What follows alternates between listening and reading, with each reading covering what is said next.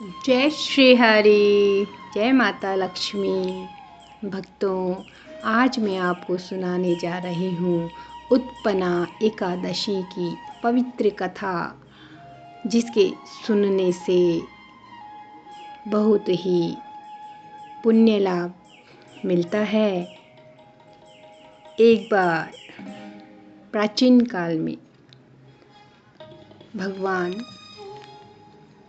श्री कृष्ण से युधिष्ठिर ने पूछा,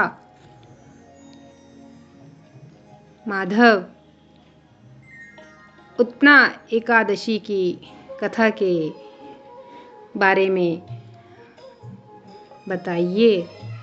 सुना है इस कथा के सुनने से बहुत ही पुण्य लाभ होता है, बहुत ही पुण्यदायिनी ये एकादशी है। तो माधव भगवान श्री कृष्ण बोले, युधिष्ठिर, मैं तुम्हें विस्तार से उत्पन्ना एकादशी की कथा सुनाता हूँ। सतयुग में मुर नाम का एक दैत्य था। वह बड़ा ही बलवान था और उसने अपनी शक्तियों के सहारे इंद्रदेव समेत अन्य देवताओं को पराजित कर दिया था। तब सभी देवताओं ने भगवान शिव की शरण ली और सारा वृत्तांत कह सुनाया। भगवान शिव ने कहा, देवताओं, जो तीनों लोकों के स्वामी हैं, भगवान विष्णु, उनकी शरण में जाओ। वही इस दैत्य को मारने की कोई युक्ति सुझाएंगे, उपाय बताएंगे और तुम्हारी सहायता करेंगे। भगवान शिव की बात मानकर सभी देवतागण क्षीर सागर में पहुँचे। इस दौरान भगवान विष्णु योग निद्रा में थे। यह देख सभी देवतागण हाथ जोड़कर उनकी स्तुति करने लगे। जब श्री हरि योग निद्रा से उठे, तब देवताओं ने अपना सारा वृतांत कह सुनाया। वृतांत सुन भगवान विष्णु ने कहा, ऐसा मायावी दैत्य कौन है जिसने सब देवताओं को पराजित कर दिया है? तब इंद्रदेव ने भगवान विष्णु को सारा वृतांत सुनाया। यह वृतांत सुन भगवान विष्णु बोले, मैं तुरंत उसका संहार करूंगा। इस प्रकार श्री हरि सब देवताओं के साथ चंद्रावती नामक नगरी की ओर प्रस्थान किया। दैत्यमुर पहले ही सेना सहित युद्ध भूमि में गरज रहा था। तभी सभी देवताओं और दैत्यों के बीच भयानक युद्ध हुआ। कहते हैं यह युद्ध 10,000 वर्षों तक चला। जहाँ पर युद्ध हो रहा था उसी के आसपास एक गुफा थी, जिसमें भगवान श्री हरि विश्राम के लिए चले गए और विश्राम करने लगे। उनके पीछे पीछे दैत्य मुर भी चला और उसने देखा कि गुफा के अंदर भगवान विष्णु योग निद्रा में लीन है।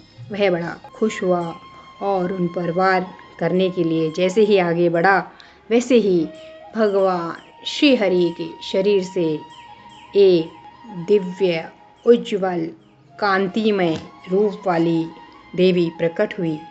देवी ने दैत्यमुर को ललकारा और युद्ध किया। देवी ने दैत्यमुर को पराजित कर उसे मृत्युलोक पहुंचा दिया। श्री हरि जब योग निद्रा से जागे तो सारा वृत्तांत जान देवी का नाम उत्पन्ना एकादशी रख दिया, क्योंकि भक्तों उस दिन दिवस एकादशी का ही था।